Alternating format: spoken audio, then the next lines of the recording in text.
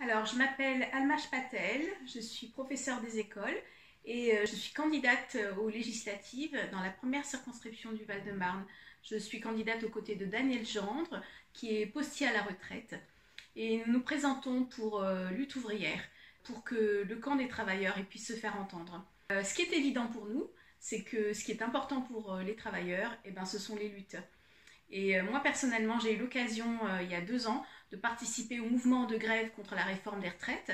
Je l'ai faite en tant qu'enseignante, cette grève, et je l'ai faite aux côtés de mes camarades de la RATP au centre bus de Créteil. Et à cette occasion, j'ai pu mesurer ce que c'est que la force des travailleurs quand ils rentrent en lutte, quand le mouvement est organisé à la base et que les travailleurs en grève sont déterminés.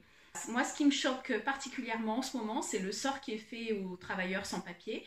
J'ai eu l'occasion d'en rencontrer un certain nombre récemment en manifestation devant la préfecture de Créteil.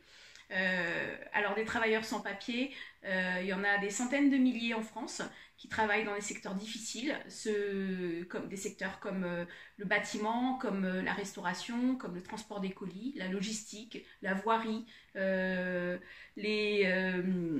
travailleurs, ils sont finalement obligés de fuir ce que le capitalisme fabrique à l'échelle du monde, c'est-à-dire la guerre, la misère.